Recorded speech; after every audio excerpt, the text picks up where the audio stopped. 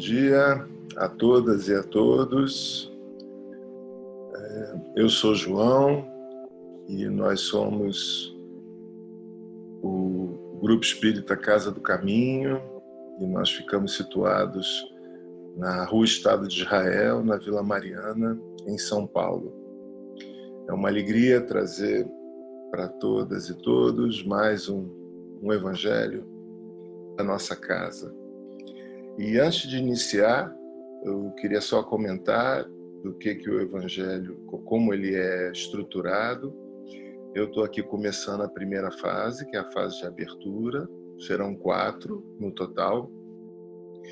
E depois vem a palestra, depois a gente vamos ter as vibrações e o nosso encerramento.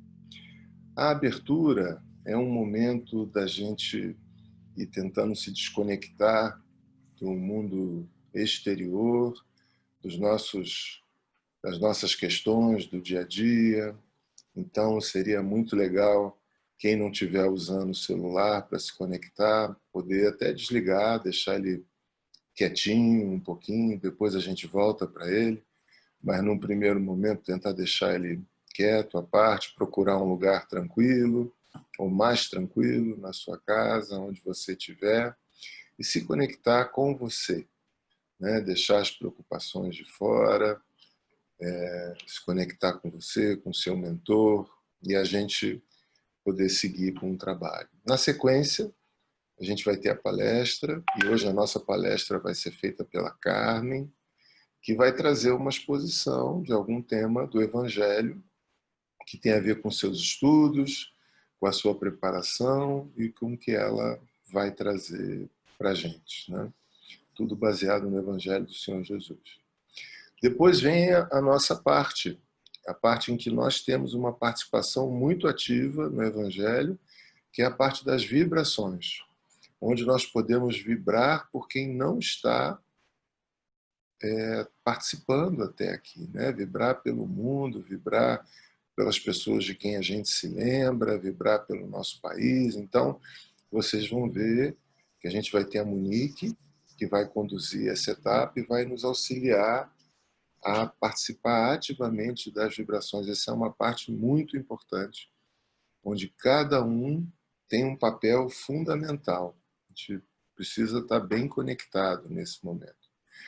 E depois disso, virá o encerramento, que hoje vai ser feito pela Neuza, que vai nos ajudar a trazer um sentimento de gratidão por tudo que nós temos, por essa doutrina abençoada, pelas casas às quais a gente se conecta ao redor do mundo, trazendo para a gente um sentimento de gratidão e que a gente precisa cultivar ao longo, principalmente desse momento que a gente está vivendo, né, por tudo que a gente tem. Então é isso, essas são as 4 etapas do nosso Evangelho e eu queria então pedir para a gente continuar com a nossa abertura, procurar uma posição tranquila, confortável, na cadeira em que você estiver sentado, se possível ereta, conectada, fazer aí umas 3 respirações profundas, inspirando todas essas vibrações que chegam até nós do plano maior, nos conectando com os nossos mentores individuais, nossos anjos da guarda, aqueles que protegem a nossa família. Nós aqui em especial pedimos a bênção de Itaporã, que é um espírito que orienta todos os trabalhos que são realizados na nossa casa, e nos conectar com o Senhor Jesus nesse momento. Que a gente possa, Senhor, agradecer por todas as bênçãos que caem incessantemente sobre nós ao longo dos nossos dias, das nossas semanas, que a gente possa ficar tranquilo, que a gente possa abrir a nossa mente, o nosso coração, para receber os ensinamentos que vamos ouvir e nos conectar, trazendo mais paz, mais tranquilidade para o nosso dia a dia, para a nossa vida. Fica conosco, Senhor, e abençoa esse nosso Evangelho de hoje. Que assim seja. Eu passo assim então a palavra para a querida Carmen, para ela começar. Bom dia a todos. É uma alegria muito grande nos reunirmos aqui novamente. Em nome do nosso Senhor Jesus, que Ele continue nos amparando e nos inspirando para nós hoje aproveitarmos esta reflexão o máximo possível para trazer esses ensinamentos do Mestre Jesus para nosso dia a dia, aplicar na nossa vida, inspirar outras pessoas. O evangelho de hoje foi retirado do Evangelho segundo o Espiritismo, uma lição não menos atual, do capítulo 13, que a mão direita não saiba o que a mão esquerda está fazendo, e o nosso tema do item 18 é os órfãos. Então, para nós começarmos a nossa reflexão, eu gostaria de trazer uma discussão em relação ao ponto de vista. O próprio Mestre Jesus nos disse: conhecereis a verdade e a verdade vos libertará. Em outras palavras, quando nós conhecemos alguma coisa, nós nos apropriamos deste conhecimento e isso muda a forma como nós nos relacionamos com as situações, com as pessoas, com as coisas da nossa vida. E isso muda o nosso ponto de vista, porque o nosso conhecimento, ele nos empodera. O exemplo mais importante disso é quando a gente entra na faculdade. Até o colegial nós tivemos uma certa capacitação. E nós entramos na faculdade com um olhar descompromissado. E acontece que depois que nós aprendemos determinados conceitos, quando nós terminamos o curso, nós nunca mais vamos olhar para determinadas situações da mesma maneira. E assim é para nós, quando somos convidados a olhar para as nossas vidas, para a nossa situação atual, do ponto de vista da doutrina espírita, do Consolador prometido. O nosso olhar nunca mais é o mesmo. Por exemplo, uma pessoa que trabalha fabricando os embutidos pode não querer mais comer salsicha, porque já sabe como ela é fabricada. Então, isso lhe dá o conhecimento de como aquilo foi processado. Então, ela pode ter agora a opção de não querer mais. E o tema, os órfãos, ele é bem esse sentido. Para o materialista, a pessoa é órfã. Para o espiritualista, a pessoa está órfã.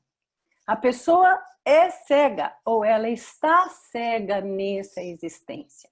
E é desse prisma que eu gostaria de começar a nossa reflexão de hoje. Porque o Espiritismo nos capacita a entender essa situação como uma situação pontual na vida da pessoa nessa encarnação. Então, nessa encarnação, ela foi privada dos cuidados dos pais, de uma família estruturada, e isso deve ter, nas suas vidas pretéritas, algum sentido para que hoje ela passe por essas dificuldades. A lição nos foi trazida por um espírito que se intitula o Espírito Protetor em 1600, e isso é muito atual, 1800, perdão, é muito atual para nós até hoje, porque nós vimos, principalmente na cidade de São Paulo, muitos órfãos pela rua, crianças abandonadas. O Espírito começa a sua reflexão nos exaltando a dificuldade que é, o sofrimento que é a orfandade logo que a criança nasce. Porque se nós pararmos para fazer aqui uma reflexão sobre a criança, dentre todos os animais, do reino animal, o ser humano, quando nasce, é muito, muito vulnerável. Um bebezinho não sobrevive se ele não tiver os cuidados muito próximos do pai, da mãe, os cuidados físicos, o carinho, a orientação, a escola. Então, é muito complexa essa fase da criança na sua primeira infância, porque ela é absolutamente vulnerável. E tanto ela é vulnerável do ponto de vista físico, como mental e principalmente espiritual. Então, os órfãos, eles podem sofrer demais, sendo usados por pessoas que muitas vezes os manipulam. Criam-se sem ter a noção do que representa uma família, da importância da relação familiar, da estruturação. Eles não são espelhados pelos seus genitores. Então, eles não têm muito bem claro o bem, o mal, como devem se comportar, os valores da família. E criam-se revoltados, porque, como diz o próprio espírito protetor, é muito triste a gente se sentir abandonado. É muito triste a gente ser preterido em qualquer circunstância da nossa vida. Imaginem vocês, logo que a pessoa nasce, logo nos primeiros anos de vida, essa impressão que fica para o espírito de ter sido desprezado. Porque o oposto do amor não é o ódio, gente, é o desprezo. É sentir-se à margem, é não ter sido acolhido nem pela própria genitora, nem pelo próprio. Então, esse é o contexto que o Espírito traz para a nossa reflexão. E ele continua dizendo que Deus permite que hajam órfãos. Deus permite que hajam órfãos para que nós possamos lhes servir de pais e mães.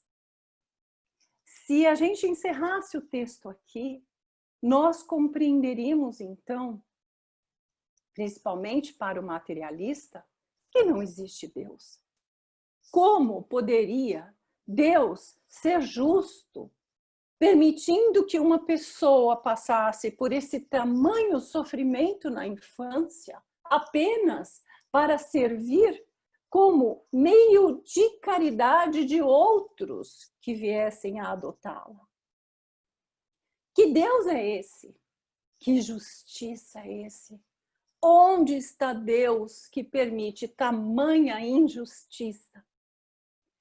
Deus escreve a sua justiça no coração de todos nós.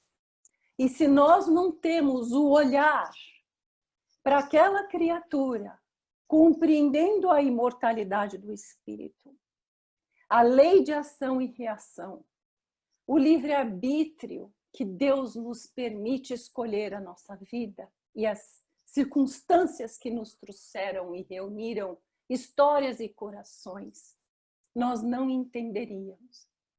Mas ele vai adiante esclarecendo que a criança que hoje lhe é órfã pode ter sido cara para você em outras circunstâncias, deixando claro aqui que esta criança pode representar até um ente da sua família espiritual, exortando em nós a necessidade da caridade para aqueles que sofrem e trazendo para nós a possibilidade da reflexão do sofrimento nas nossas vidas. Qual o sentido do sofrimento? Falando do ponto de vista do adotado, que é toda essa situação de vulnerabilidade física, mental, espiritual, mas também falando do adotante, que é o casal que sonhava em ter um filho seu e não conseguiu realizar este sonho. E que de repente se vê diante de uma situação onde o casal quer trazer para a sua convivência uma criatura e Deus apresenta este filho de uma maneira muito diferente. Não da maneira convencional com que os casais têm os filhos, mas de uma maneira muito, muito inusitada.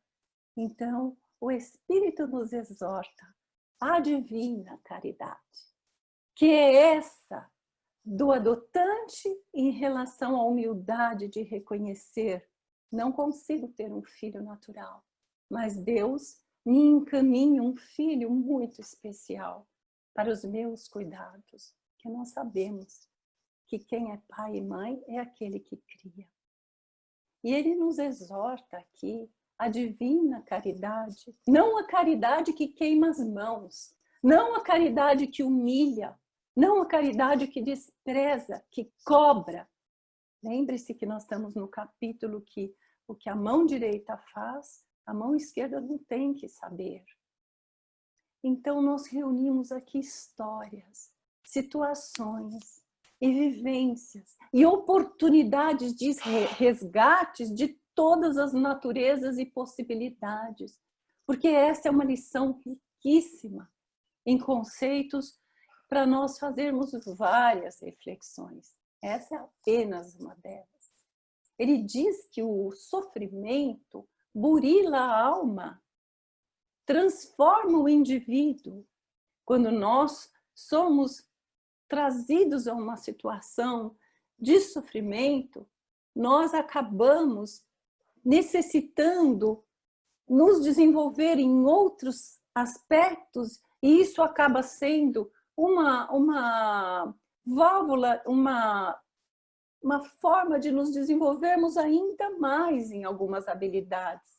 O Chico Xavier, ele passou por essa situação. Quem assistiu o filme do Chico Xavier viu que ele ficou órfão de sua mãe e como que ele sofria em relação aos cuidados que sua madrasta, ela era muito maldosa com ele, enfiava os garfos na barriguinha dele, ele sofria e chorava, ia lá embaixo da árvore conversar com a mãezinha dele.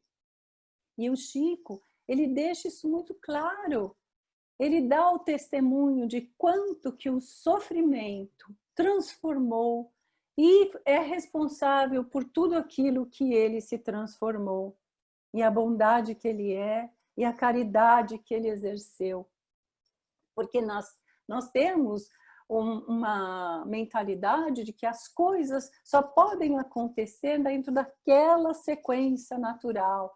Casou, tem os filhos, a gente não consegue entender o plano de Deus na nossa vida. Mas nós não podemos deixar de nos lembrar que Deus nos usa incessantemente nas situações. E nós precisamos ter olhos de ver e ouvidos de escutar. Como aquele que quando vê um pedaço de tronco, uma raiz, ele logo entende que ali tem um rosto, que ali ele pode esculpir um cavalo. Esse é o apelo do Evangelho para nós. Que nós saibamos ler nas entrelinhas das situações em que vivemos. Porque muitas vezes nós nos encontramos órfãos de nós mesmos nesta vida. Muitas vezes nossos próprios familiares se encontram órfãos dentro do próprio lar, quando nós, no nosso egoísmo, ficamos apenas preocupados com o nosso bem-estar e a nossa alegria. O convite do Evangelho é para nós fazermos a diferença, para nós somarmos forças, para nós entendermos onde atuar, como atuar e amar. Amar e trabalhar no bem. Fazer do limão uma limonada das nossas vidas. Passou um filme, que eu não sei se vocês lembram na internet, que era muito interessante, que eles faziam uma pesquisa com os pais E eles diziam assim, os pais, eles perguntavam com quem que você gostaria de jantar, né? E depois fizeram com os filhos, com quem que vocês gostariam de jantar. E os pais, eles falavam os nomes dos grandes famosos, de artistas de Hollywood, de pessoas premiadas, enfim. E as crianças responderam que gostariam de jantar com seus pais, com meu pai, com a minha mãe. Eles gostariam de ficar com os seus genitores. Depois, eles mostraram as respostas dos filhos para os pais e foi uma comoção geral. Então, às vezes, a gente nutre valores que nos afastam da verdadeira felicidade. Porque o amor é simples, mas ele está ali nos nossos olhos e a gente não consegue enxergar. A gente não consegue visualizar a força que ele tem de transformação. Mas para que isso ocorra, nós temos que ter os conceitos, nós temos que estar instruídos. Como eu disse, quando nós começamos esta reflexão, conhecereis a verdade vos libertará. E a verdade é uma só. Nós devemos fazer ao próximo aquilo que nós gostaríamos que o próximo nos fizéssemos. E não deixar que as circunstâncias da vida tirem esta visão maravilhosa que o Evangelho nos traz, que o exemplo de Jesus nos trouxe. Ele disse, quando eu tive sede, quando eu tive fome, quando eu passei frio, foi você que trouxe, não foi, você não fez para o outro, você fez para mim. Então nós fazemos muito por Jesus, para entender a lei divina e cumpri-la em sua integridade, nós temos que seguir os preceitos do Mestre Jesus. Para finalizar, nós temos aqui uma reflexão do Chico muito linda. O que fazemos ao próximo com sinceridade de propósitos, fazemos a nós mesmos. Todas as vezes em que levantamos um caído, nos levantamos também com ele. Que Deus nos abençoe sempre. Um ótimo domingo a todos. Obrigada.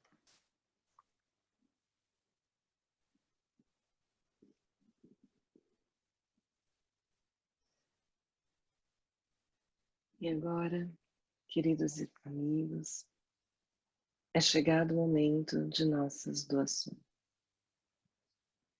Porque vibrar é doar amor pelo nosso pensamento elevado.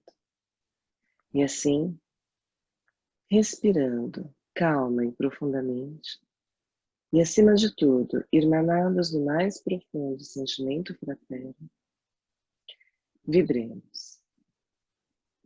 Paz para o planeta Terra e fraternidade entre todos os povos e nações.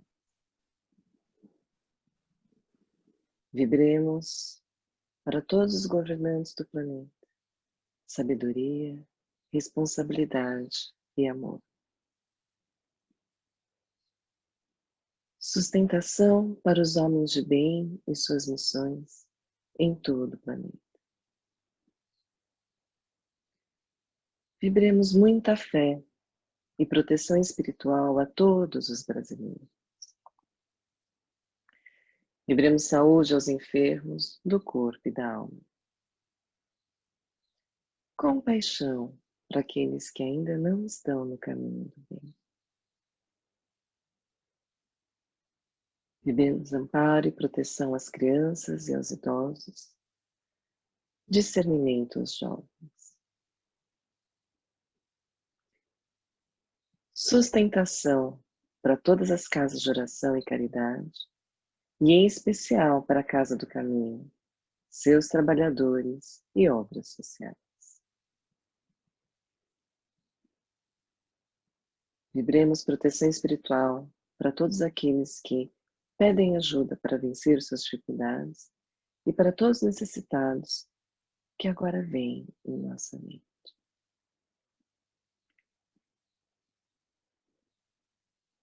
Vibremos união para todos os núcleos familiares, harmonia para todos os lares.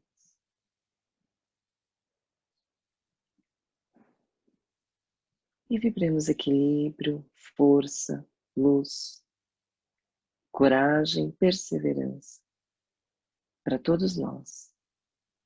E que se fortaleça em nossos corações o amor de Cristo. Que assim seja, graças a Deus.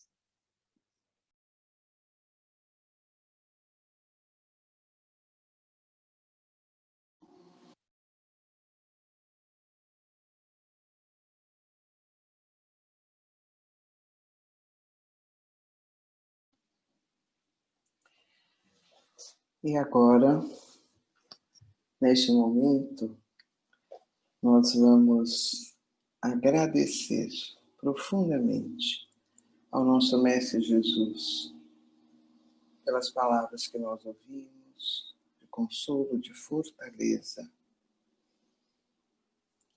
para que nós possamos passar esse momento tão difícil de uma forma mais leve, mais suave, amparados pelo nosso Mestre Jesus. O que nos une não é a presença física, mas o amor fraterno. Estejamos todos confiantes de que Deus está no comando de todas as coisas. E assim, mais fortalecidos, nós vamos dizendo aquelas palavras lindas que o Mestre Jesus nos ensinou. Pai nosso que estais nos céus, santificado seja o vosso nome, venha a nós o vosso reino, seja feita a vossa vontade, assim na terra como no céu. O pão nosso de cada dia nos dai hoje, perdoai as nossas dívidas, assim como nós perdoamos aos nossos devedores, e não nos deixeis cair em tentação, mas livrai-nos de todo o mal. Que o Mestre nos acompanhe durante todos os dias dessa semana. Que assim seja.